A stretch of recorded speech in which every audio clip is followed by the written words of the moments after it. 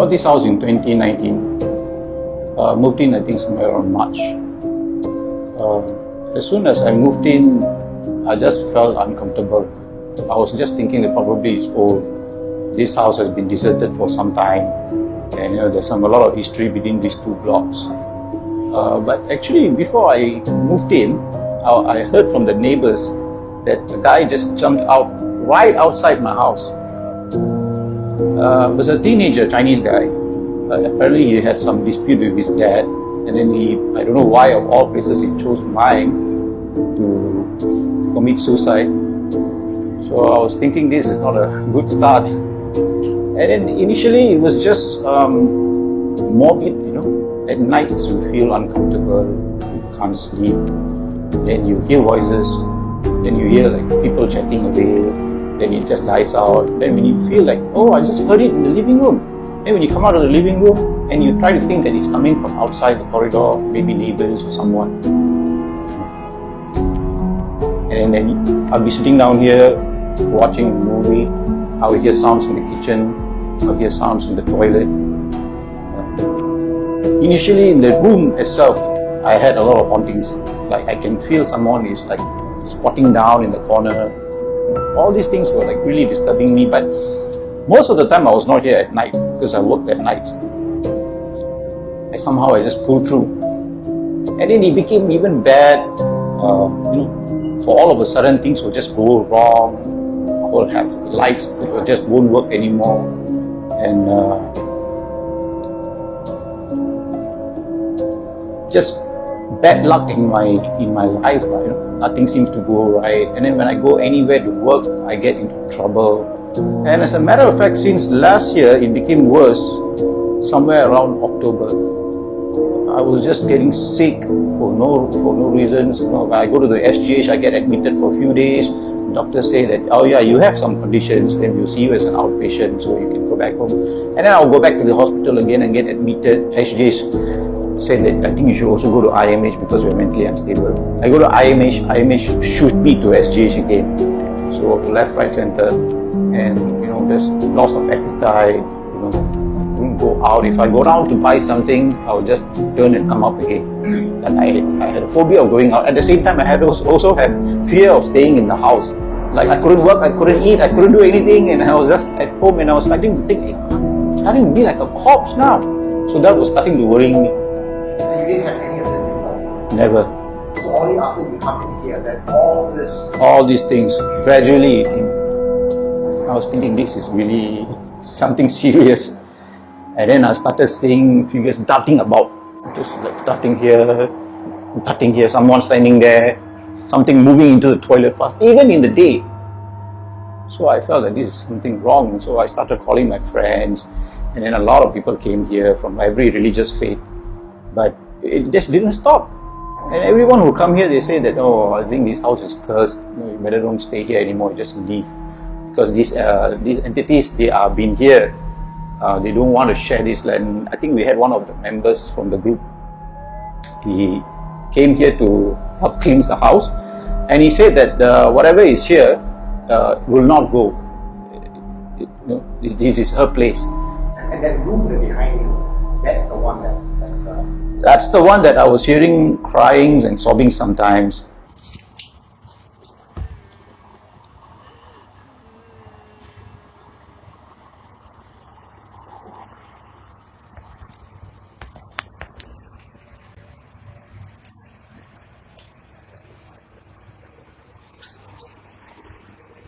The room was locked all the way because this is an interim 3-room flat. That's my bedroom. When I came in, I chose this. But I knew it was empty because I saw it. I know it was empty.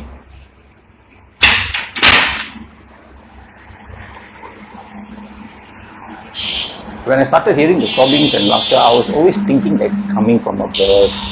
But then wee hours at night, that's when I started getting worried.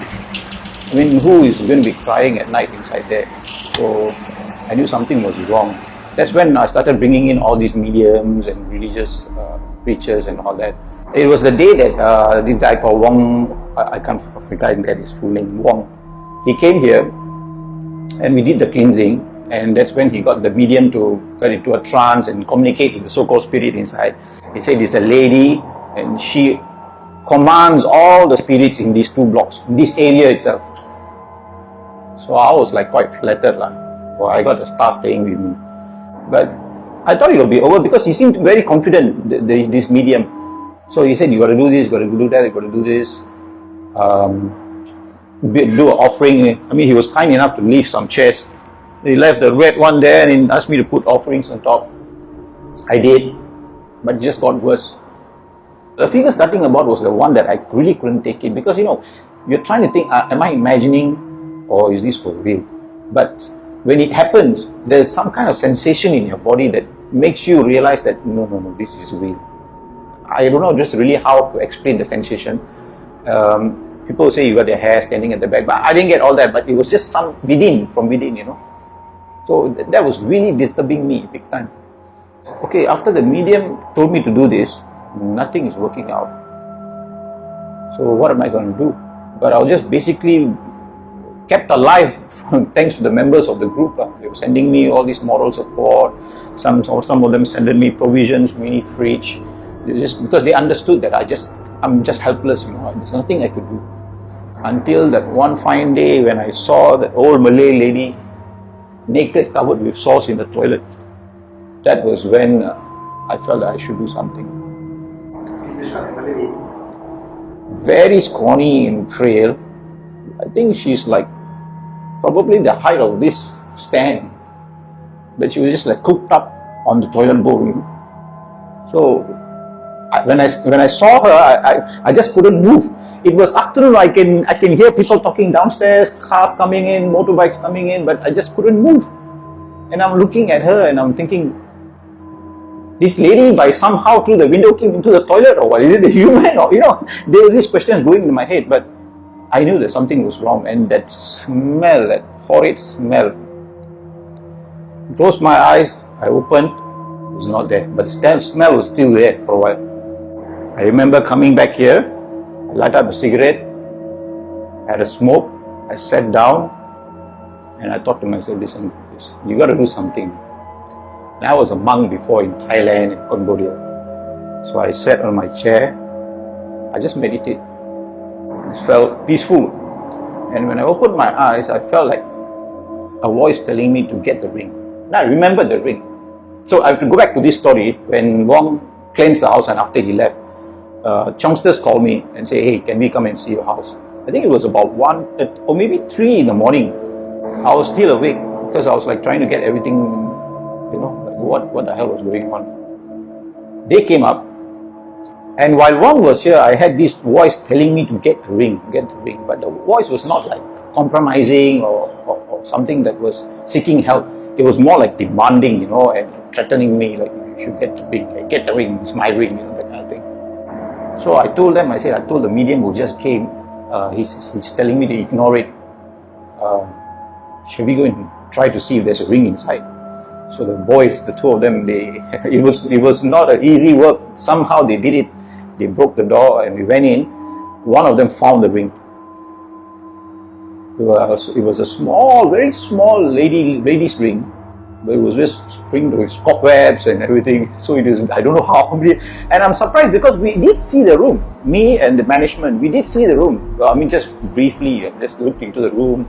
And they asked me which one you want. I said, I picked this one. So I was really shocked at how the ring came about. But we decided to just leave the ring there. Because I was afraid if you touch it and then if something happens and if these guys touch it, and they also didn't have their equipment, so they were like also thinking what to do, it was like very impromptu. We closed the door and I thanked them, they left.